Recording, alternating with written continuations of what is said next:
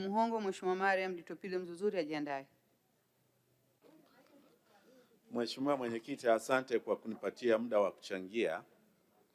Waheshimiwa wabunge, safari yetu ya mwaka 2050 gari au injini kubwa itakayotufikisha huko ni kilimo. Kwa hiyo, lakini kufika huko lazima uchumi ukue kwa kiasi cha 10% kufikia ile trilioni $1 na ile pesa ya mtu mmoja $7,000 ni kilimo.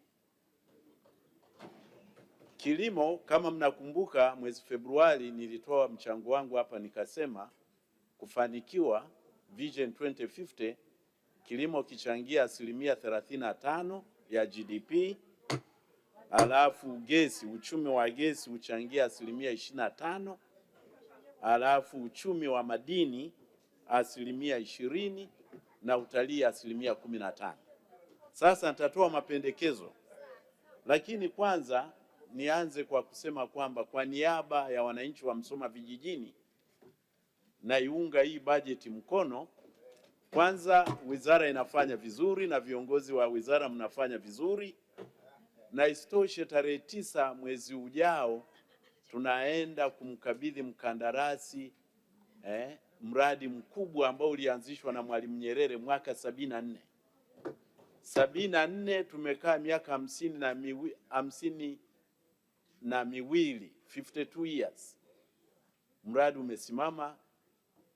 Shukurani za kipekee sana apelekewe Mheshimiwa Rais kwa sababu amefufua kitu ambacho kilikuwa kimesimama toka 74 mpaka leo hii. Sasa waheshimiwa wabunge, mafanikio ya kilimo ni lazima tuwe tunayatathmini kama kweli tunaenda vizuri. Na tathmini ya kwanza kabisa ni mfumuko wa bei. Mfumuko wa bei, mchango mkubwa ni bei ya chakula sokoni. Mataifa yenye uchumi mkubwa, mfumuko wa bei ukifika 2% wanalalamika sana. Uchumi mdogo unaoendelea kama wa Tanzania haupaswi kupata mfumuko wa bei zaidi ya 5% kwa mwaka.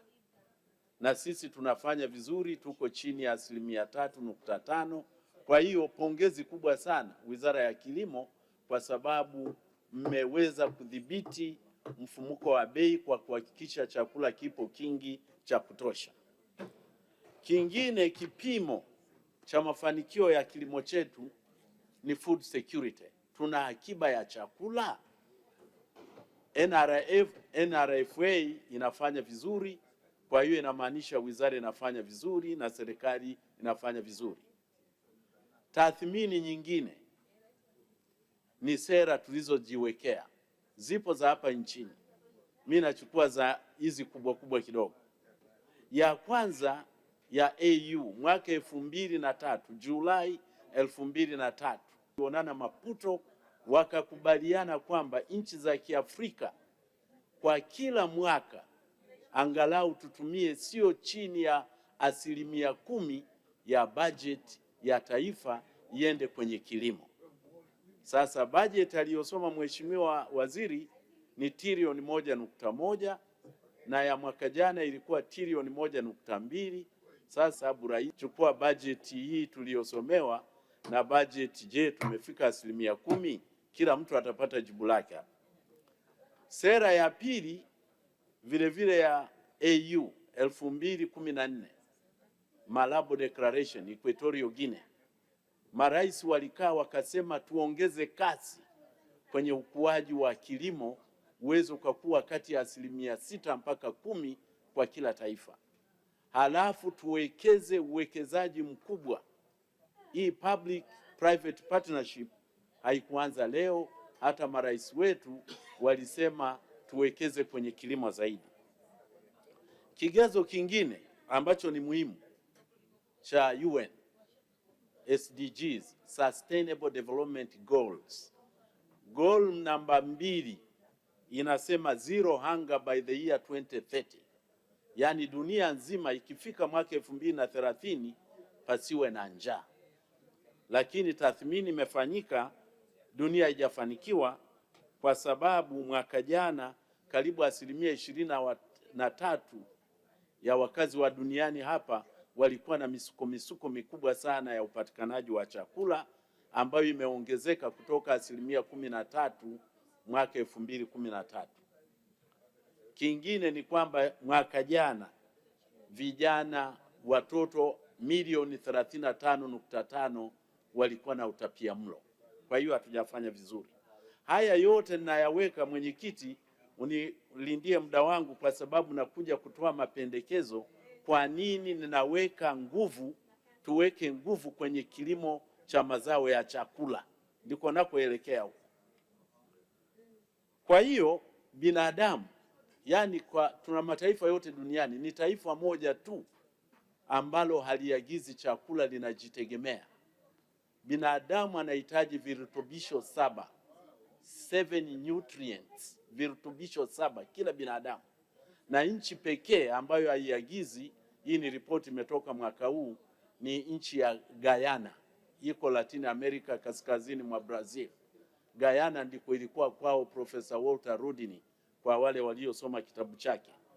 Hiyo tu ndio haiagizi chakula. Kwa hiyo inamaanisha hata mataifa makubwa yote yanahitaji kuagiza chakula. Kwa hiyo mapendekezo yangu sasa, uchumi kufikia tulioupanga 2050 na sekta ya kilimo kuchangia 35%. Cha kwanza, tuongeze utafiti mkubwa sana kwenye mbegu, seed research, na utafiti mkubwa kwa kilimo kwa ujumla. Na kama ambavyo huwa nawatolea mfano wa India na China, kwa mwaka China wanatumia bilioni $10 kufanya utafiti, India wanatumia bilioni 6 kufanya utafiti. Kwa hiyo sisi kufanikiwa sekta ya kilimo lazima tuongeze utafiti. Cha pili, kilimo cha umwagiliaji. Tunaenda vizuri, lakini lazima tukipanue umwagiliaji mkubwa na mdogo, na mkubwa ni kama huo unaenda kufanyika Msoma vijijini, lakini hapo sikia umwagiliaji mkubwa.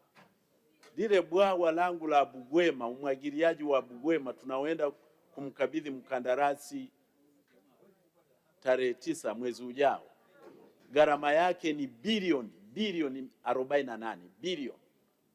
Kwa hiyo tukiwa na schemes kama hizo 10, karibu ni bilioni 500. Waheshimiwa, na waeleza bajeti tu tunayoisoma hapa haiwezi kufanya mapinduzi makubwa ya kilimo cha umwagiliaji, haiwezi. Kwa hiyo badala yake ni kama wabunge wengine nimewasikia jana wanaongea, lazima tutafute fedha za pembeni.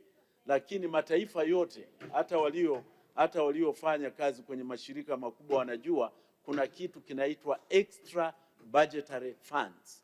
Extra budgetary funds haziji kusomwa humu, lakini zinatafutwa kwa kazi mahususi, na huko ndiko tuelekeze kwenye kilimo. Na mfano ni kwamba ngano, ukilima kwa kutegemea mvua ya kawaida unavuta tani 1 kwa ekari 1, lakini ikiwa ya kumwagilia ni kati ya tani 3 mpaka 5 kwa ekari 1. Na nchi inayofanya vizuri sana kwa ngano Afrika sasa hivi ni Ethiopia, kwa sababu ya umwagiliaji mkubwa kweli kweli.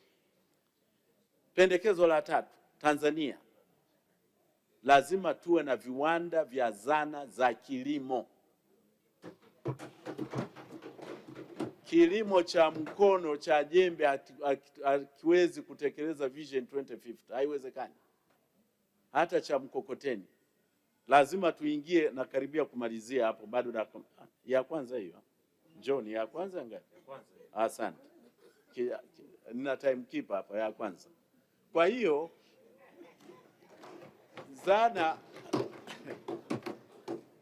zana za kilimo, Mheshimiwa Mwenyekiti, ni kwamba, na mfano mzuri, sisi tuko chini sana, lazima tuongeze. Ukichukua tractors nchini Tanzania, kwenye kila hekta 1000 Tanzania tuna trekta 3.6, lakini India kwenye hekta 1000 wana trekta 20. China hekta 1,000 wana trekta 45. Cha nne, tuwekeze kwenye viwanda vya mbolea.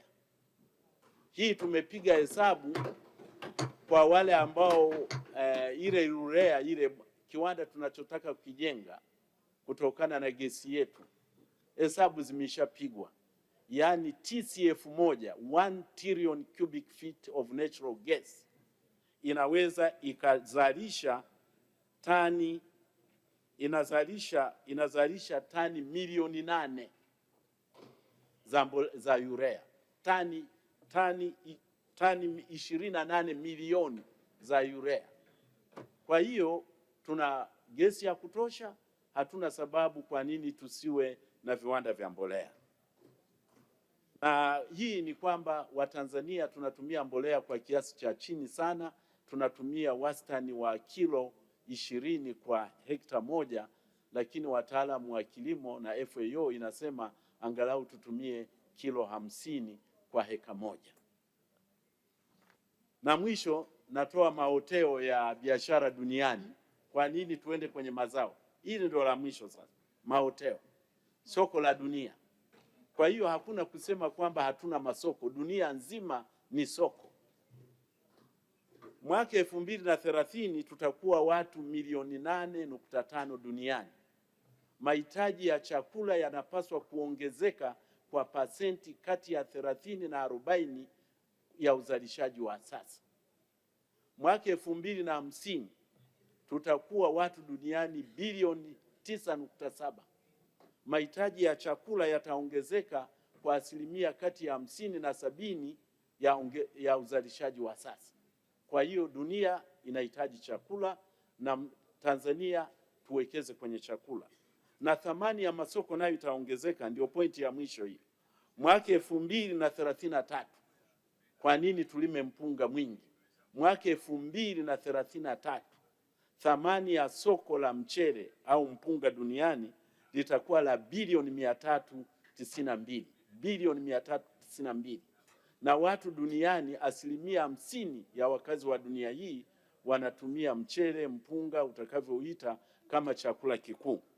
Na mwaka 2033 soko la ngano duniani litakuwa la bilioni 270, na watu asilimia 40 ya wakazi wa dunia hii wanatumia ngano kama chakula kikuu.